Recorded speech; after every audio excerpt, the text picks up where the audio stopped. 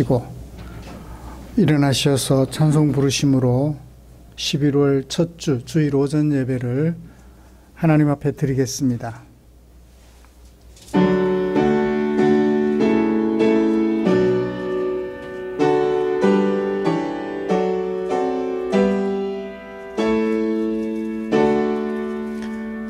목소리 높여서 주 찬양하여라. 영광과 권세와 존귀와 위엄을 오늘이 다스리시는 만왕의 왕께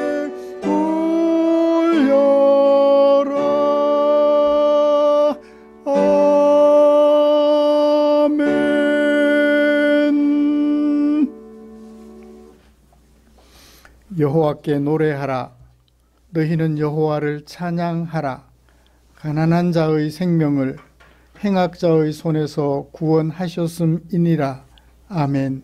전능하사 천지를 만드신 하나님 아버지를 내가 믿사오며 그 외아들 우리 주 예수 그리스도를 믿사오니 이는 성령으로 잉태하사 동정녀 마리아에게 나시고 본디오 빌라도에게 고난을 받으사 십자가에 못 박혀 죽으시고 장사한 지 사흘 만에 죽은 자 가운데서 다시 살아나시며 하늘에 오르사 전능하신 하나님 우편에 앉아 계시다가 저리로서 산자와 죽은 자를 심판하러 오시리라. 성령을 믿사오며 거룩한 공회와 성도가 서로 교통하는 것과 죄를 사하여 주시는 것과 몸이 다시 사는 것과 영원히 사는 것을 믿사옵나이다. 아멘. 찬송가 43장입니다.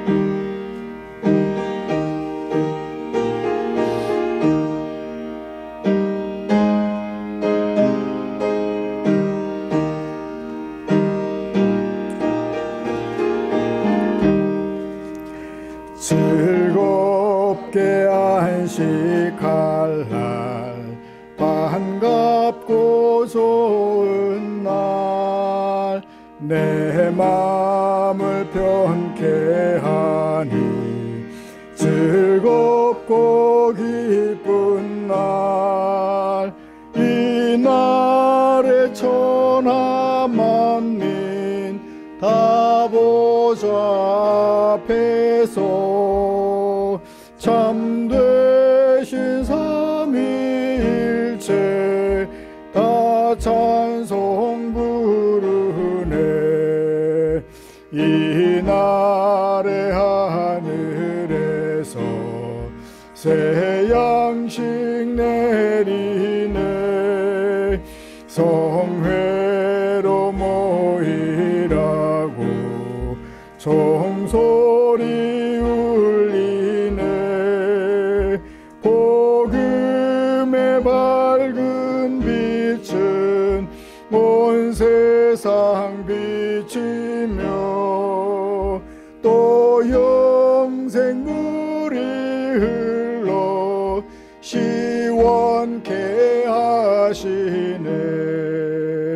이 주일 지킴을 새 은혜 입어서 영원히 쉬는 곳에 다 올라갑시다. 성부께 찬미하고 성자와 또 성령 참되신 삼위일체 다 찬송 부르네.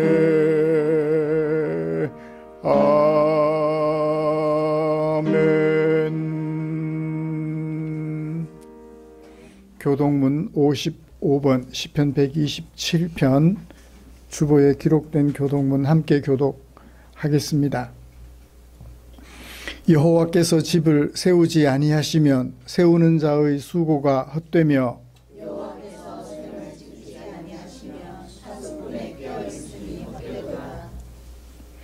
너희가 일찍이 일어나고 늦게 누우며 수고의 떡을 먹음이 헛되도다.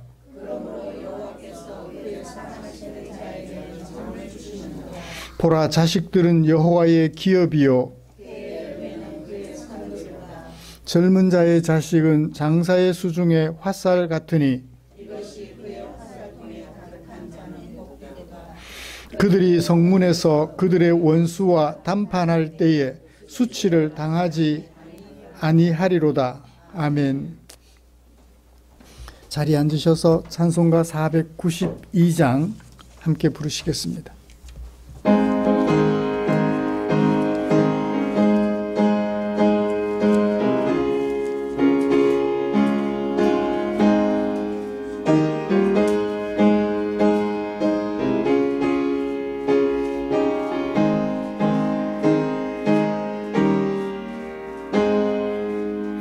잠시 세상에 내가 살면서 항상 찬송 부르다가 날이 저물어 오라 하시면 영광 중에 나가리.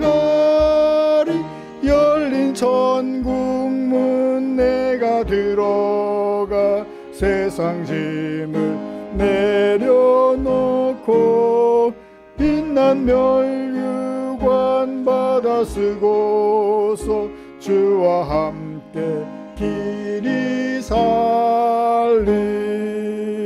눈물 골짜기 더듬으면서 나의 갈 길 다간 후에 주의 품 안에 내가 안기어 영원토록 살리로다.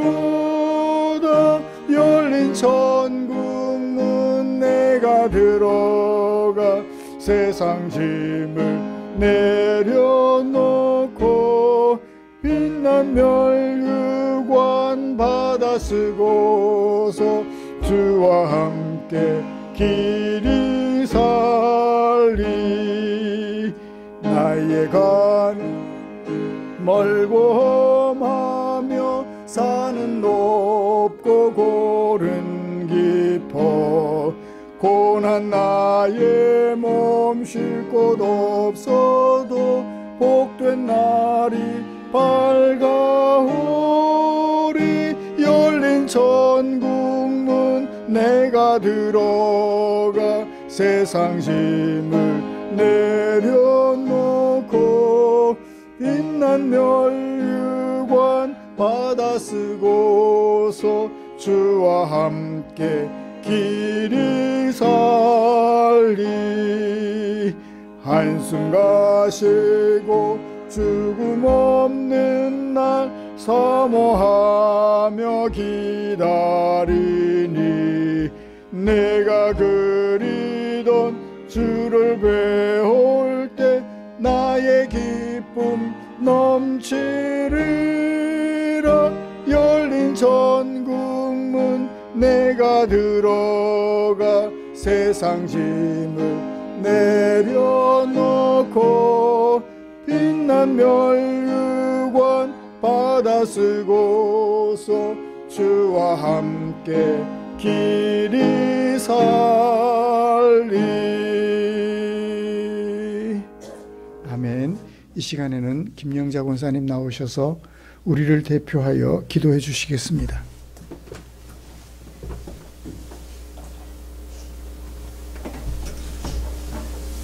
영원히 죄악 중에서 죽을 수밖에 없는 우리들은 아무리 세상에서 희망도 없고 소망도 없고 이렇게 살다가 영원히 정말 죄짓고 범죄하다 지옥갈 수밖에 없는 우리들은 아버지 하나님께서 먼저 우리들을 찾아오셔서 우리들을 불러주시고 또 불러주셔서 예수님의 십자가 보혈로 말미암아 죄악에서 구원해 주시오 아버지 하나님 자녀로 삼아주셔서 세상에 살게 하여 주시면 진심으로 고맙고 감사합니다. 아버지 하나님께서 항상 불꽃 같은 눈동자로 우리를 지켜주시고 보호해 주시지만 때로는 또 육신이 있어 세상에 또 마음을 기울일 때가 많습니다. 그럴 때마다 성령님께서 아버지 말씀으로서 올바른 길로 항상 인도해 주시기를 원하나이다. 우리의 힘으로 우리의 능력으로는 아버지 하나님을 잘 믿을 수도 없고 아버지 하나님에 나갈 수도 없는 우리들임을 주님은 아시나이다.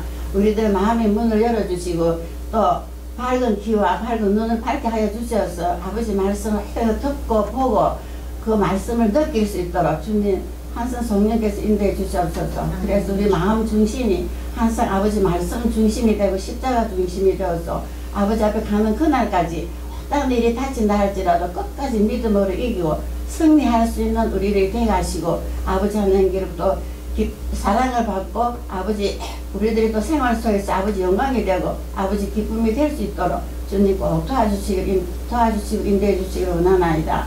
아버지 세상은 너무나 험난합니다. 아버지 하나님 너무나 아버지 사랑도 없고 서로 그냥 아버지 하나님 이해도 못하고 서로 아버지 저렇게 비판을 하고 서로 그러고 있나이다. 그러나 이 세상을 창조하시고 아버지께서 운영해 나가시나이다. 그 중에서 우리들은 아버지 하나님 품속에서 아버지 하나님께서 모든 걸 우리들에게 주셨나이다. 아버지 생명까지 우리를 주셨사오니 그 생명 얻은 그 마음으로 우리들 세상에 마음껏 아버지 은혜를 누리고 생활할 수 있도록 도와주시기로 원하나이다.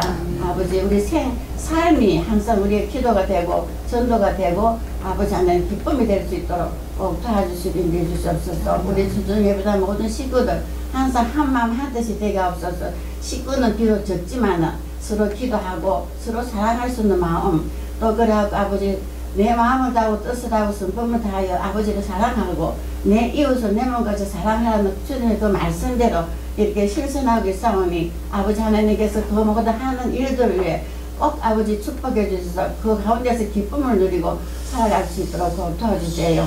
아버지 귀한 어린 생명들을 주셔사오니 아버지 함께 주신 생명들 아버지 말씀으로 아버지 은혜 가운데서 깨끗하고 건강하게 키워서 아버지 하나님 자녀들에게 부족함이 없도록 항상 인도하시고 역사해 주시기를 간절히 기도하고 간구합니다.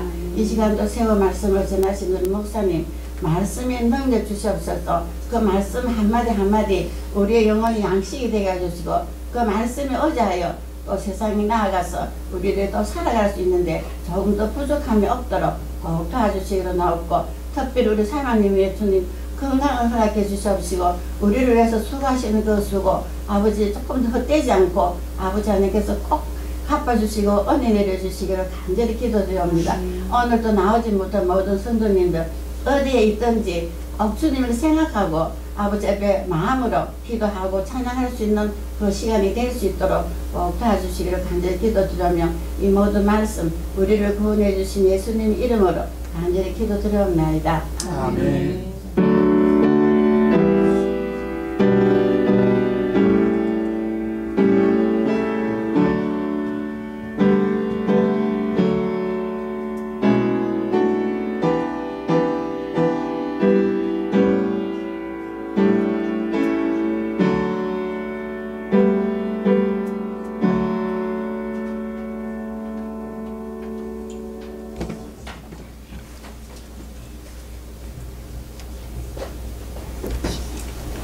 아까보다는 잘 보여? 예린아? 아까보다는 잘 보여?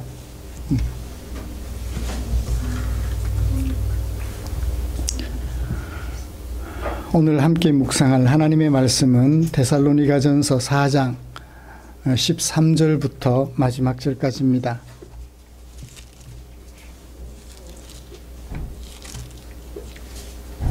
(4장) 13절부터 마지막 18절까지 한 절씩 교독하겠습니다. 형제들아, 자는 자들에 관하여는 너희가 알지 못함을 우리가 원하지 아니하노니 이는 소망 없는 다른 이와 같이 슬퍼하지 않게 하려 함이라.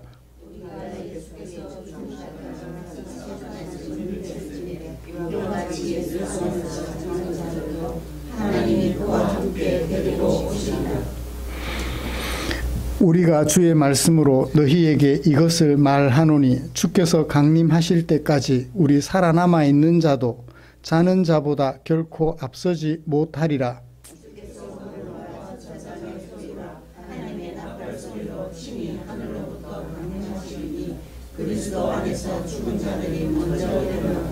그 후에 우리 살아남은 자들도 그들과 함께 구름 속으로 끌어올려 공중에서 주를 영접하게 하시리니 그리하여 우리가 항상 주와 함께 있으리라. 그러므로 이 여러 말로 서로 위로하라. 아멘. 우리 같이 찬양 하나 부르고 말씀 나누고 싶습니다. 기쁨으로 찬양 85번입니다.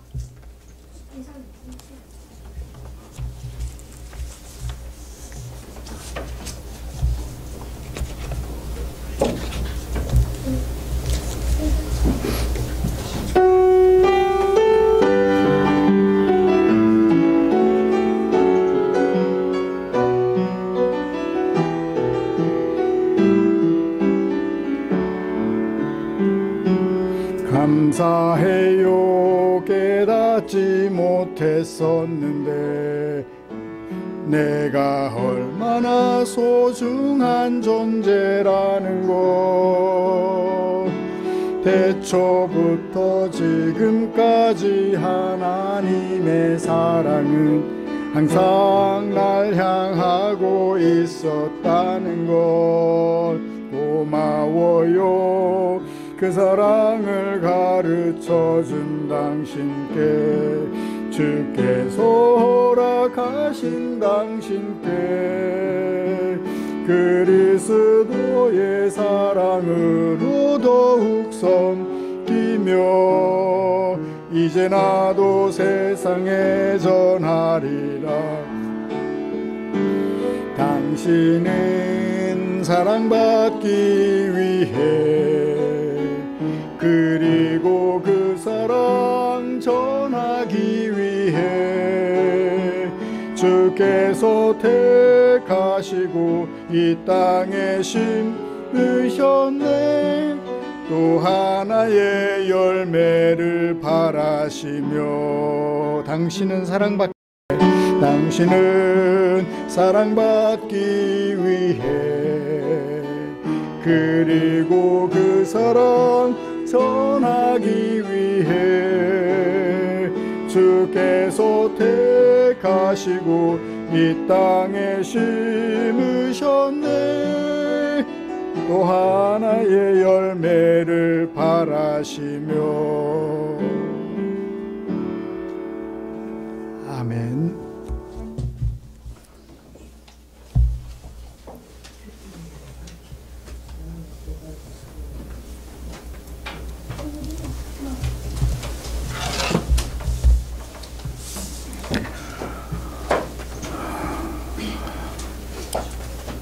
우리는 지난주에 데살로니가전서 4장 9절부터 12절까지 말씀을 통해서 이방인들을 보기에 단정하지 못하고 가난한 자처럼 인식되지 않도록 자기 일을 열심히 하라는 바울의 권면을 들었습니다.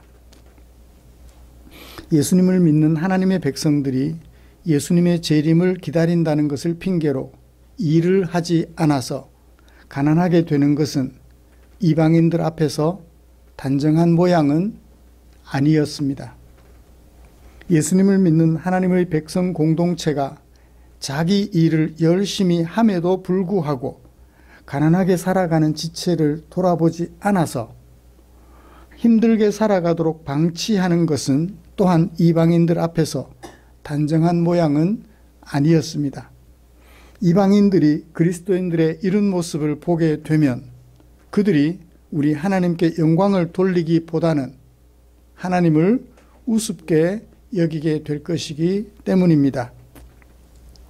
그래서 바울은 예수님의 임박한 재림을 기다린다는 핑계로 일을 하지 않고 있는 몇몇 성도들을 향하여서 자기 손으로 부지런히 일하라고 권면하였던 것입니다. 여러분, 우리는 지난 한 주간 동안 열심히 일하며 생활하셨을 것이라고 믿습니다. 수확의 계절을 맞은 농부는 수확하는 일을 열심히 하셨을 것이라고 믿습니다. 직장 생활하시는 지체들도, 사업을 경영하는 경영자들도, 소규모 자영업을 경영하는 자영업자들도, 또 국민을 섬기는 공직자들도 열심히 일하셨을 것이라고 믿습니다. 특히 국제적 분업과 자유무역을 통해서 인류의 공동 번영을 추구하던 시대가 보호주의 무역을 통하여 선진국 우선주의로 방향을 바꾸는 오늘날 우리의 시대를 생각해 보게 되었습니다. 지난 주간에 경주에서 미, 중, 일 등 선진국의 소리만 들리는 에이펙 회의가 열리지 않았습니까? 21개국인가요? 22개국인가요? 나라들이 모였지만 작은 나라들의 소리는 들리지 않고 오직 미, 중, 일 선진국들, 보호무역을 주장하는 선진국들의 소리만 들려왔습니다. 약소국가들은 선진국들의 이런 보호무역을 통한 자국 우선주의 무역정책 앞에서 아마도 더욱더 가난하게 될 것이 분명해 보입니다. 자기 손으로 아무리 열심히 일을 할지라도 생존을 가능하게 하는 먹사니즘이라고 하죠. 이 먹사니즘 문제를 해결하기는 결코 쉽지 않습니다. 이럴 때일수록 부지런히 자기 손으로 열심히 일할 필요성이 대두된다고 할 것인데 이런 현실 앞에서 실망하지 않고 좌절하지 않고 열심히 생활하시는 우리 성도님들을 볼 때 마음의 한켠에 큰 감사가 느껴집니다. 이렇게 열심히 일함으로 개인의 생존 문제를 해결할 뿐만 아니라 여러 가지 이유로 생존 문제를 스스로 해결하지 못하는 지체들을 도울 수 있도록 더욱 부지런히 일해서 하나님을 알지 못하는 사람들이 보기에 단정한 그리스도인으로 살아가려는 우리를 위해서 하나님께서는 당신의 마음을 성경에 담아 주셨지요. 오늘은 그 중에 데살로니가전서 4장 13절부터 18절에 담아두신 하나님의 마음을 살펴보면서 하나님의 은혜를 나누려고 합니다. 먼저 우리가 함께 교독한 본문이 무엇을 어떻게 말씀하고 있는지, 어떤 상황에서, 어떤 상황에 대하여 무엇을 어떻게 말씀하고 있는지 정리를 좀 해 보십시다. 그리고 설교를 이어가겠습니다. 오늘 말씀은 어떤 상황을 전제로 하고 있나요? 13절을 보시면 이해할 수 있습니다. 뭐라고 하고 있죠? 자는 자들 때문에 소망 없는 자들처럼 슬퍼하는 데살로니가 교회에게 그게 현실이에요. 소망 없는 자들처럼 슬퍼하지 않게 하려고 쓴 설교다. 자는 자들 때문에 소망 없는 자들처럼 슬퍼하는, 소망 없는 자들과 다를 바 없이 슬퍼하는 교회를 향하여 소망 없는 자들처럼 슬퍼하지 않게 하려고 쓴 설교다. 그렇게 이해를 할 수 있겠죠? 정리를 할 수 있을 것입니다. 그것을 13절에서 소개하고 있고 왜 슬퍼하지 않아야 하느냐 하면 이유를 14절부터 17절까지 이것을 몰라서 그러니 이것을 꼭 알아야 해 라고 얘기를 하고 있죠. 그리고 마지막에 오늘 설교의 핵심입니다. 슬픔을 극복하려면 이것을 알기도 해야 하지만 어떻게 해야 돼요? 서로를 위로해 줘야 돼요. 슬픔에 잠겨있는 그들을 위로해 주지 않는다면 슬픔을 극복하기는 쉽지 않다. 이런 내용을 말씀해 주고 있는 것 같습니다. 이런 말씀을 가지고 먼저 예수님을 증언하는 삶 때문에 죽임당한 가족들로 인하여 슬픔에 잠긴 데살로니가 교회의 현실에 대하여 살펴보려고 해요. 제가 죽임당한이라고 말을 했어요. 죽임당한이라는 말이 있나요? 자는 자들, 죽은 자들이라는 말은 있지만 죽임당한 자들이라는 말은 우리 개역 개정에는 없어요. 그런데 원문을 보면 수동태로 되어 있어요. 13절에 자는 자들은 수동태도 아니고 능동태도 아니고 중간태예요. 헬라어에는 중간태라는 것이 있습니다. 수동도 아니고 능동도 아니고 중간이에요. 이렇게도 볼 수 있고 이렇게도 볼 수 있는, 죽임 당했다고 볼 수도 있고 그냥 죽었다고도 볼 수 있는 13절에서는 그렇게 말했는데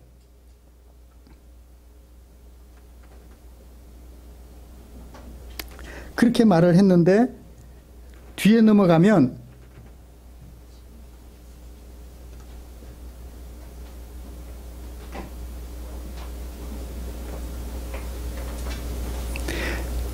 예수 안에서 자는 자들이라는 말이 있어요. 예수 안에서 잠자게 된 수동태예요. 수동태 분사예요. 예수님 때문에 죽게 된 사람들.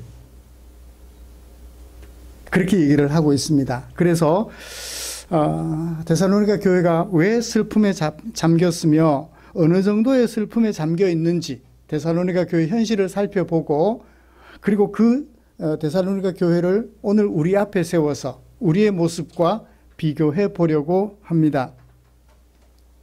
그리고 이어서 바울이 순교를 당했거나 또는 자연사한 가족들로 인하여 슬픔에 잠긴 교회를 향하여 슬픔을 극복할 수 있도록 제시해 준 권면의 말씀을 살펴보면서 이 권면이 오늘 우리에게는 어떤 의미가 있는지 찾아보면서 설교를 진행해 가려고 합니다. 말씀 나눌 때 우리 안에 하나님의 은혜가 충만하게 되기를 기대합니다. 먼저 슬픔에 잠긴 데살로니가 교회의 형편을 살펴보도록 하지요. 13절부터 18절까지 설교한 목적을 기록해요. 이는 소망 없는 다른 자들처럼 너희가 슬퍼하지 않게 하려고 지금 슬퍼하고 있어요. 소망 없는 자들처럼. 그러니까 예수 믿는 사람이나 믿지 않는 사람이나 똑같이 어떤 죽음이라는 현실 앞에서 똑같이 슬퍼하는 거예요. 예수 믿는 사람들이 예수 안 믿는 사람들과 똑같이. 그게 현실이에요. 근데 그러면 안 된다는 거예요. 그러니까 여기서 슬퍼하지 말라는 얘기는 아니죠. 슬퍼하지 말라는 얘기는 아니에요. 슬퍼하기는 하되 뭐처럼? 소망 없는 자들처럼, 소망 없는 자들이 슬퍼하는 것처럼 슬퍼하지 말라는 거예요. 적어도 우리는 어떤 사람들? 예수 믿는 사람이잖아요. 소망이 있는 사람이잖아요.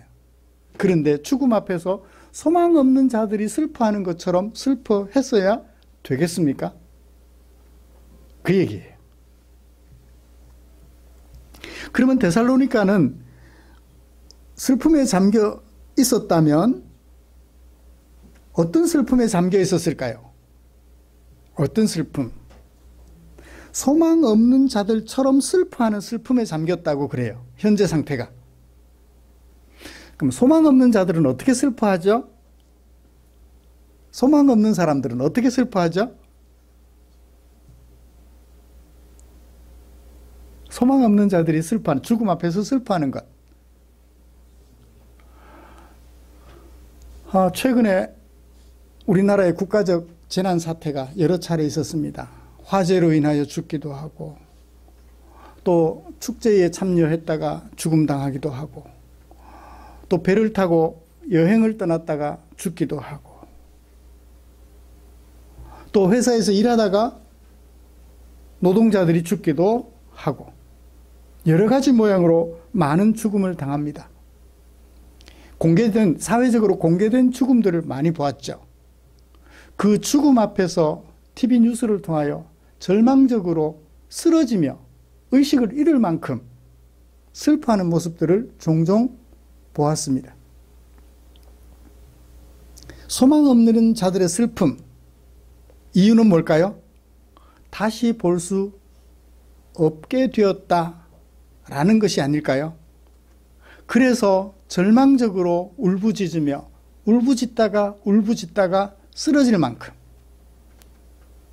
그래서 병원 응급실로 실려갈 만큼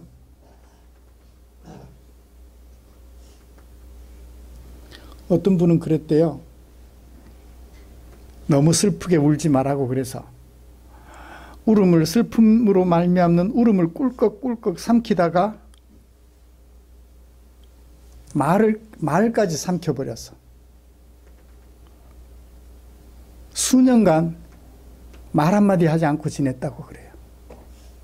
그 슬픔이 얼마나 컸으면 그 슬픔을 해소하지 못하고 꿀꺽꿀꺽 삼키다가 말까지 삼켜버리는 그런 절망적 상황을 경험했다는 얘기도 들어보았습니다.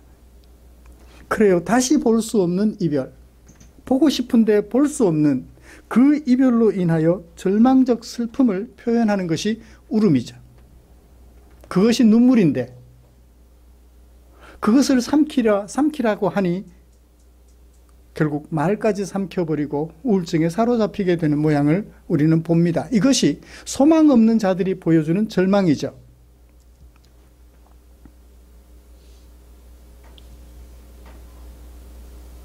그리고는 또 잘 살아가요? 왜요?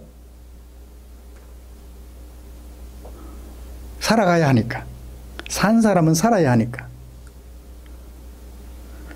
슬픔을 잊지 못하지만 살아야 하는 이유 때문에 또 그렇게 살아가기는 하는 것 같아요. 그러다가 또 다른 사람의 죽음을 맞이하면, 또 다른 가족의 죽음을 맞이하면 또 슬픔에 사로잡혀 그렇게 반복해서 절망적 슬픔을 경험하며 살아가게 되는 것 같습니다. 이게 데살로니가 교회가 데살로니가 지역 사람들이 가지고 있던 슬픔을 똑같이 가지고 있다라는 거예요. 현재.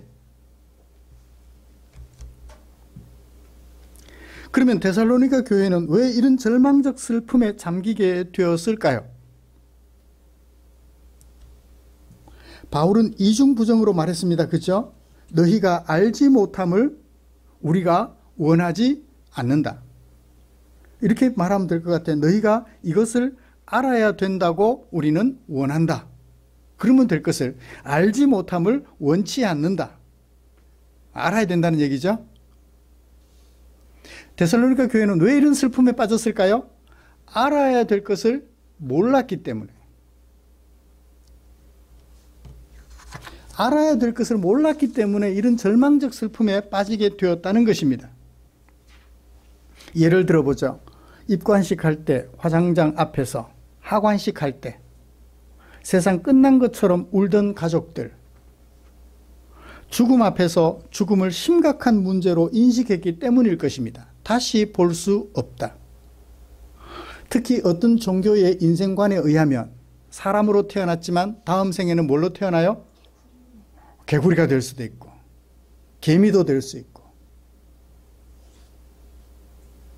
계속해서 반복하는 윤회의 삶을 살게 되는 것이 인생이라고 생각을 하니까요. 세상 끝난 것처럼 울던 가족들, 죽음 앞에서 죽음을 심각한 문제로 인식한 것 같아요. 다음 생에 뭘로 태어날지 모르니까. 어디서 뭘 하고 있을지 모르니까. 다시 볼 수 없게 되니까. 그런데요, 며칠 지나면 언제 그랬냐는 듯 아무렇지 않게 살아가요. 웃을 거 웃고, 울 거 울며, 일할 것 일하고, 마실 것 마시고, 먹을 것 먹으면서 잘 살아가요. 그렇게 며칠이 지나면 그만 그 슬픔을 잊어버리고 사람들이 살아가요. 원인은 뭘까요? 살아가야 하는 자신의 일상 때문일 것입니다. 사절을 가슴에 묻고 오늘도 살아가죠. 또 다른 원인은 뭘까요?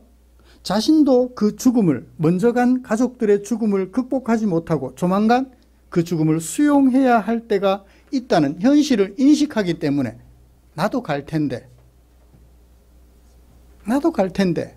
자포자기죠. 나도 갈 텐데. 그리고 슬픔을 잊어버리고 또 살아가요.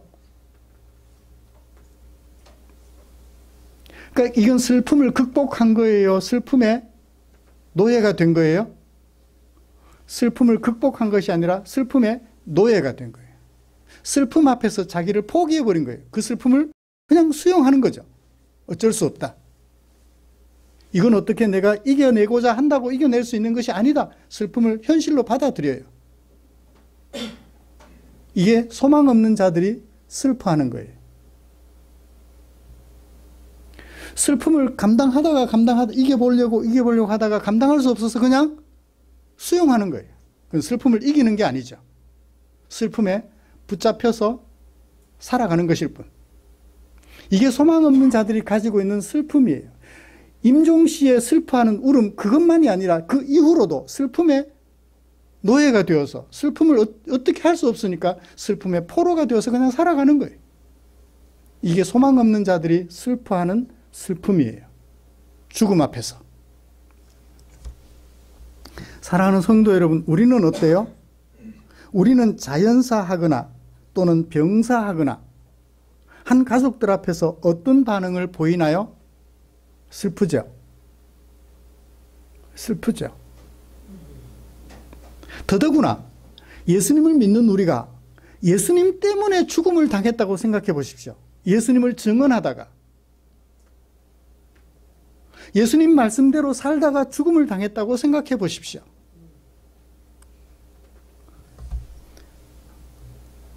일본에서 우리 대한민국 한 청년이 죽음 당한 것 혹시 기억하시나요? 철길에 떨어진 사람을 구조하고 자기는 지나가는 기차에 치여서 죽음 당해서 의인으로 칭송받았던 그 사람 말입니다.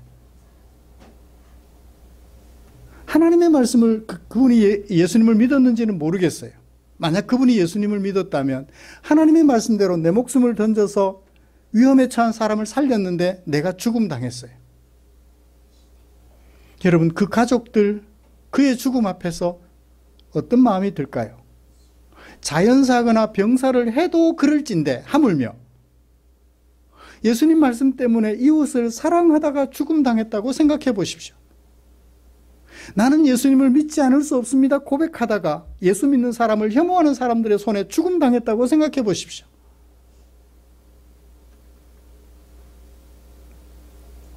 슬퍼하지 않아야 되나요? 아니다. 슬픈 것을 슬퍼하지 말라고 말하는 걸 이해를 못 하겠어요. 슬픈데 어떻게 슬퍼하지 않을 수 있어요? 슬플 때는 마음껏 슬퍼하십시오. 그렇지만 우리는 소망 없는 자들처럼 그렇게 슬퍼할 수는 없어요. 슬픔의 노예가 되어서 그냥 슬픔을 수용하고 살아가는 그런 슬픔은 우리는 아닌 거예요. 어때요? 우리는 소망 없는 자들처럼 그런 슬픔의 노예가 되어 살아갑니까? 아니면 다른 소망이 있어서 그 슬픔을 극복해 가시나요? 데살로니가 교회는 예수님을 믿는 하나님의 백성이라고 하면서 여전히 그렇게 슬픔의 노예가 되어 소망 없는 자들처럼 슬퍼했던 것 같아요. 그 사실을 안타깝게 바울은 생각했던 것입니다. 오늘날 한국교회도 예수 믿음에도 불구하고 소망 없는 자들처럼 슬퍼하며 슬픔의 노예가 되어 인생을 살아가는 사람들을 많이 보게 됩니다. 바라기는 우리 포항충정교회 성도들은 그렇게 되지 않았으면 좋겠다 생각합니다. 그러면 슬픔을 어쩔 수 없는, 우리가 저항할 수 없는, 극복할 수 없는 것으로 알고 수용하는 것이 아니라 그 슬픔을 이겨내고 살아가려면 어떻게 해야 될까요? 바울은 두 가지를 권면합니다. 하나는 알아야 해. 두 번째는 위로해야 해. 라고 말을 해주고 있어요. 이 두 가지 살펴보면서 오늘 설교를 마무리하도록 하겠습니다. 첫 번째, 알아야 돼 라는 것을 살펴보죠. 죽은 자들에 관하여 알아야 할 것이 있어. 그걸 알면 슬픔을 극복할 수 있어. 슬퍼하지만 소망 없는 자들처럼 슬퍼하지 않고 그 슬픔을 이겨낼 수 있어 라고 얘기를 하는 거예요. 뭘 알아야 될까요? 우리가 14절을 보시죠. 우리가 예수께서 죽으셨다가 다시 살아나셨다는 것을 믿는다면, 그렇죠. 우리는 다시 살아나신 예수님을 믿는 사람들이에요. 죽어버린 예수님을 믿는 것이 아니라 죽으셨지만 다시 살아나신 예수님을 믿어요. 적어도 우리가 믿는 예수님은 그래요. 죽고 끝나버린 예수님이 아니라 죽음을 이기시고 다시 살리심을 받은 예수님을 믿고 있다고요.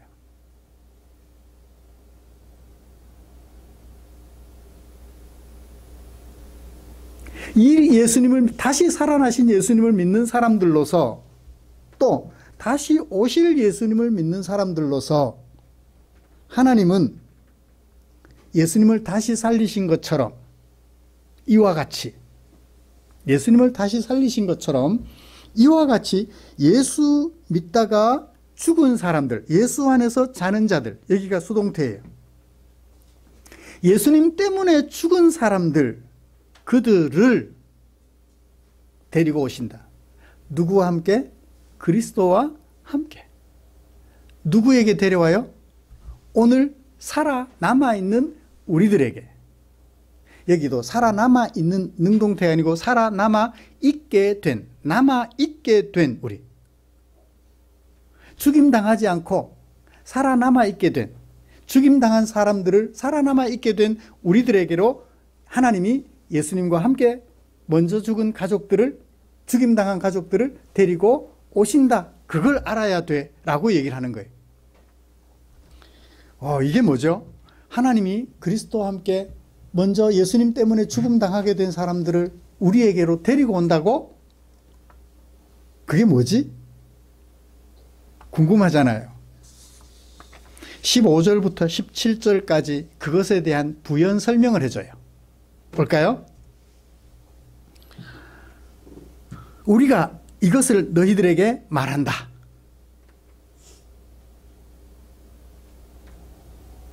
무엇을 말해요? 15절 중간부터 17절까지. 자, 제가 먼저 얘기해 드릴게요. 우리 살아서 남아있게 된 자들, 예수님 때문에 죽지 않고 예수님 때문에 순교당하지 않고 살아남아있게 된 우리도 이미 자는 자들보다, 순교당한 자들보다, 예수님 때문에 죽은 자들보다 앞서지 않는다. 그리스도와 함께 살아가는 그 부분에 있어서. 그 다음에 17절에도 똑같은 얘기가 나와요.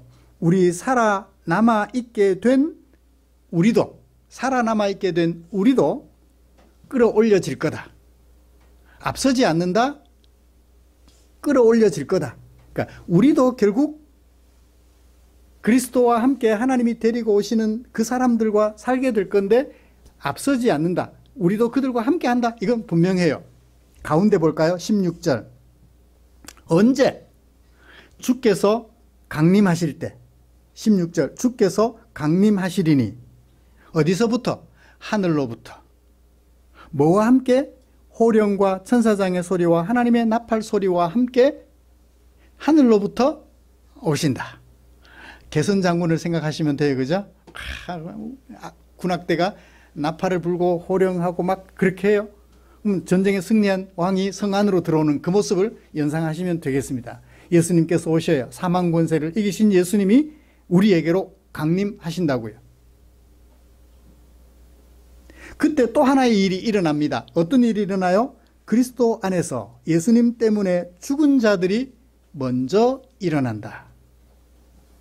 먼저 일어난다. 그리고 우리도 그들과 함께 일어나서 그리스도와 함께 마지막 어떻게 돼요? 영원히 함께 항상 살게 된다라고 얘기를 합니다. 순서가 있죠. 예수님이 하늘로부터 강림하실 때 죽은 자들이 먼저 일어나요. 그죠? 그리고 15절 하반절과 17절 그 다음에 우리가 살아남아 있게 된 우리도 일어나요. 순서가 그래요. 예수님이 강림하실 때 이미 죽임당한 자들과 함께 오시고 그리고 우리가 살아남아 있게 된 우리도 일어나서 그리스도와 함께 있게 된다라고 얘기를 해요. 순서.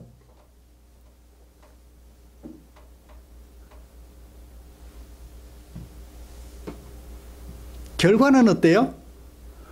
하나님께서 그리스도와 함께 죽은 자들을 데리고 오실 때 결과는 어때요? 17절 그리하여 우리가 어떤 우리 살아남아 있게 된 우리뿐만 아니라 예수님 때문에 미리 죽은 우리 가족들도 여기 17절의 우리는 포괄적이에요. 15절과 17절에 있는 우리 살아남아 있게 된 우리 이것은 협소해요.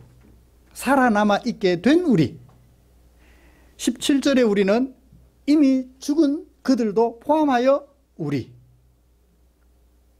그렇죠? 우리가 같은 우리인데 단어는 같은데 속에 담고 있는 내용은 달라요. 그리스도와 함께 일어난 이미 죽은 우리 가족들, 죽임당한 우리 가족들 뿐만 아니라 살아남아있게 된 우리들까지도 그리스도와 함께 항상 살아가게 될 거야 라고 얘기를 해주고 있습니다. 예수님은 지금도 우리와 함께 계세요. 그런데 강림하실 때 더 이상 갈등이 없고 다툼이 없으며 미움, 시기, 질투가 없는 아름다운 새로운 세상에서 그리스도와 함께 항상 있게 될 것이다. 그렇게 말씀해 주고 있습니다. 이것을 알면 지금은 잠시 이별하지만 그리스도께서 강림하실 때 먼저 간 우리 가족들과 살아남아 있게 된 우리들이 그리스도와 함께 항상 함께 있을 거니까.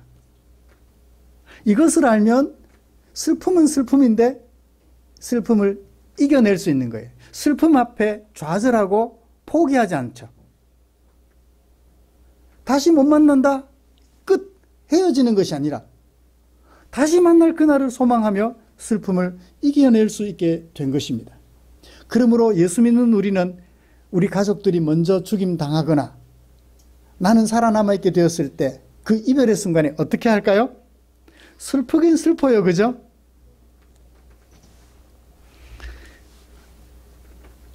얼마 전에 우리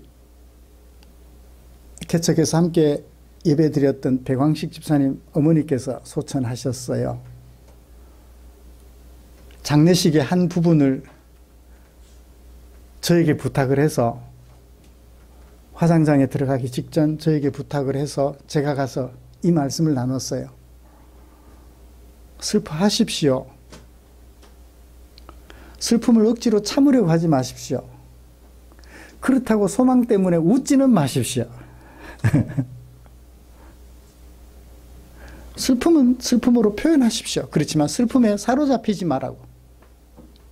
우리에게는 다시 재회하여 항상 하나님과 함께 살아갈 그날이 있으니 슬픔을 표현하되 소망 없는 자들처럼 슬퍼하지 마시고 슬픔을 이겨내시라고 말씀을 드렸었죠. 예, 이걸 알면 돼요. 이걸 알면 슬픔 속에 사로잡혀 좌절하거나 의식을 놓을 만큼 그렇게 슬퍼하지는 않게 될 줄 압니다. 그 다음에 두 번째 어떻게 하라고 했죠? 서로 이 여러 말로 위로해라.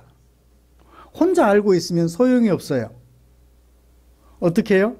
내가 알고 있는 것을 모르는 지체들에게 알려주어서 서로 위로해 주라는 거예요. 여기서 중요한 단어 위로라는 것이 있습니다. 위로가 뭘까요? 위로는 어떤 사람들에게 필요해요? 아들이 잘 컸어요. 위로가 필요해요? 축하가 필요해요? 축하가 필요해요. 위로는 어떤 사람들에게? 슬픔을 당한 사람, 아픈 사람들에게 필요한 것이 위로예요. 슬픔에 잠긴 사람에게 따뜻한 말이나 행동으로 처한 괴로움을 덜어주거나 또는 고통에서 벗어나도록 재촉해주는 말 또는 행동, 그것을 위로라고 얘기를 해요. 이 위로에는 두 종류가 있습니다. 하나는 장래에 관한 내용으로 미래를 알려주면서 미래에 대한 내용으로 미래를 알려주면서 위로해 주는 거예요. 네가 이렇게 될 거야. 그러니 오늘 힘내렴. 파이팅. 그렇게 기록한 책이 중요한 책이 어떤 책이죠? 요한계시록이 그래요. 지금 있는 일들이 끝나고 이후에 될 일들을 우리에게 소개해 주면서 너의 미래는 이거야. 하나님이 너의 미래를 이렇게 작정해 두셨어. 이 미래는 너에게 결코 바뀌지 않을 거야. 그러니 오늘을 어떻게 살아라? 이기는 자가 되라는 거예요. 미래를 알지 못하면 오늘 어떻게 살아야 될지 몰라요. 이게 위로예요. 너의 미래가 이러하니 오늘 슬프지만 그 슬픔에 노예가 되지 말고 슬픔을 이겨 살아가도록 해야 돼 라고 할 수 있는 거예요. 이게 첫 번째 위로예요. 두 번째 위로는 과거에 기반해가지고 고생 많이 한 아내에게 여보 당신 고생했어. 그러면 어떻게 돼요? 위로가 돼요. 고생 많이 해서 많이 힘든데 과거 고생에 기반해서 당신 나하고 사느라고 고생해서 과거에 기반해서 고생했다라는 말 한마디가 위로가 돼요. 이거는 과거에 기반한 위로예요. 여기서 서로 위로하라는 것은 어떤 의미죠? 과거에 기반한 위로가 아니에요. 미래의 네 모습이 이러하니 이 미래를 생각하면서 오늘 슬픔을 이겨 나가렴. 이게 서로 위로하라는 거예요.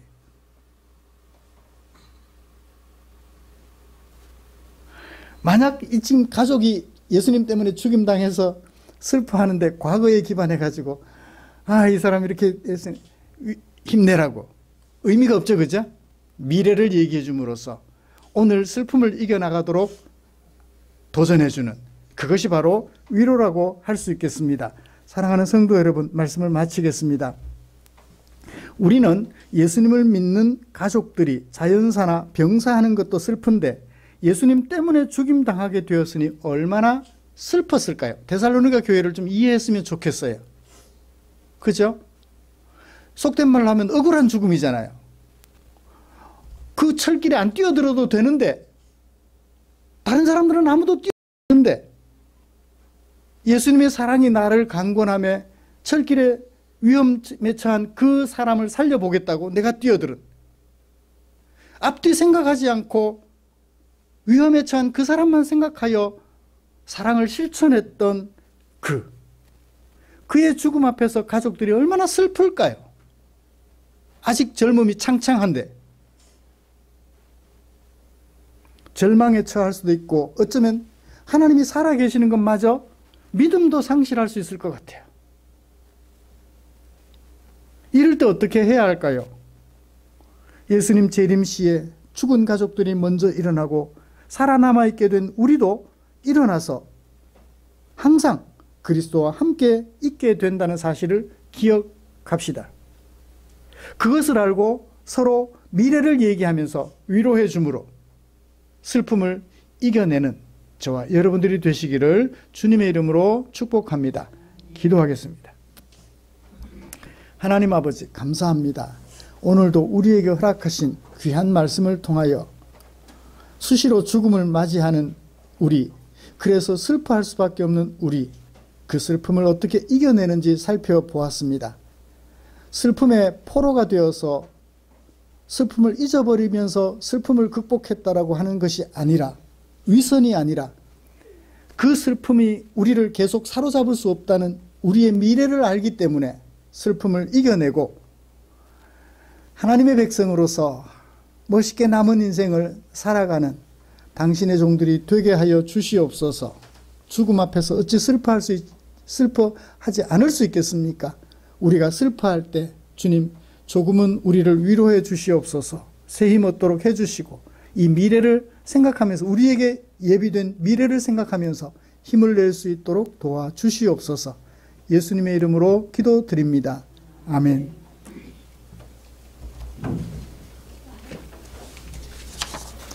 찬송가 634장 부르시면서 준비한 헌금 드리겠습니다.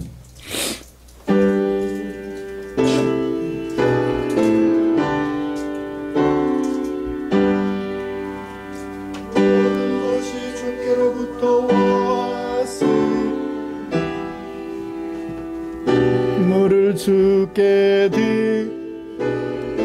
드나이다.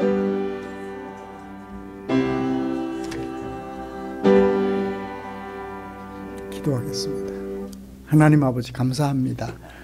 우리에게 허락하신 당신의 사랑, 마음에 겨워 내게 사용하라고 맡겨주신 물질, 나를 위하여 다 쓸 수 없어 너를 위하여 사용되기 원하는 아버지의 마음을 조차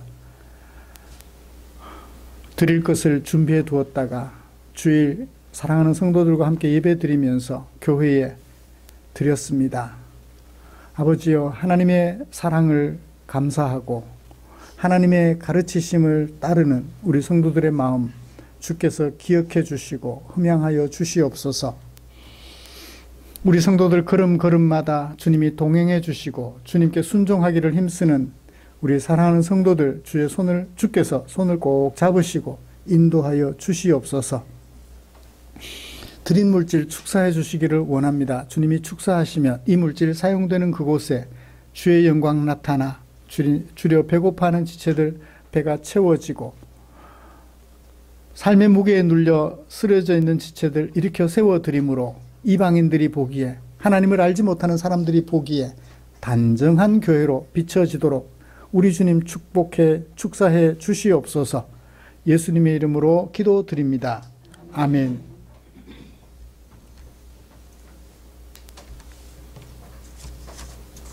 교회 소식 알려드리겠습니다.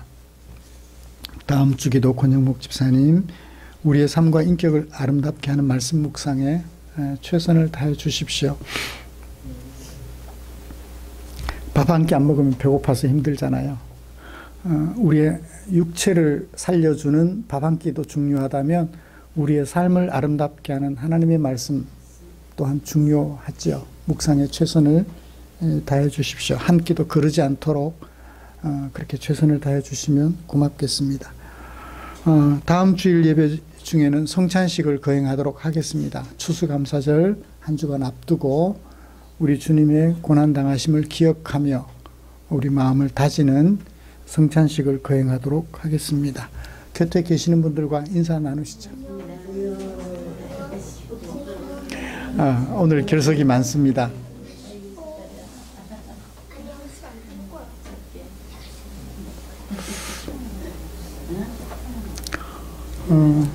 김한희 성도님은 지난주 금요일 날 서울에 병원 다녀오셨나 봐요. 의사 선생님이 그 환부가 많이 줄어들었다고, 수술하신 게 아니기 때문에 환부가 많이 줄어들었다고 하는 소식을 들었답니다. 어제 오셔서 예배당에 오셔서 기도하시고 가시면서 목사님 보고 싶어요 그래 내려왔더니 그 병원 다녀온 결과 보고 해주시려고 오늘 못 오셨네요. 약한 지체들을 위해서 끊임없이 기도해 주시면, 힘을 내도록 기도해 주시면 고맙겠습니다.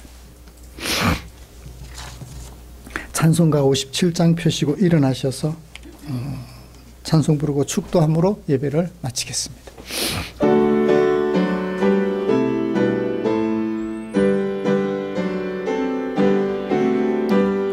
오늘 주신 말씀에 새 힘 얻어서 세상으로 나가서 살아갈 때에 나 혼자 힘으로 늘 부족하오니 주여 나를 도우사 승리하게 하소서. 아멘.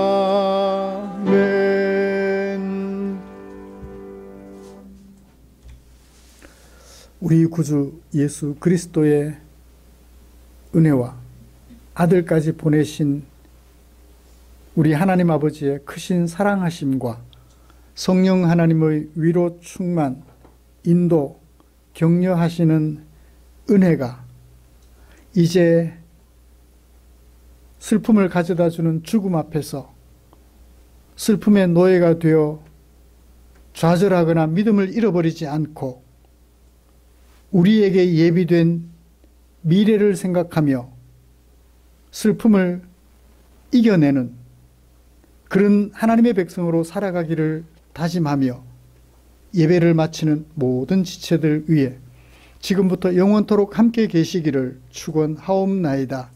아멘.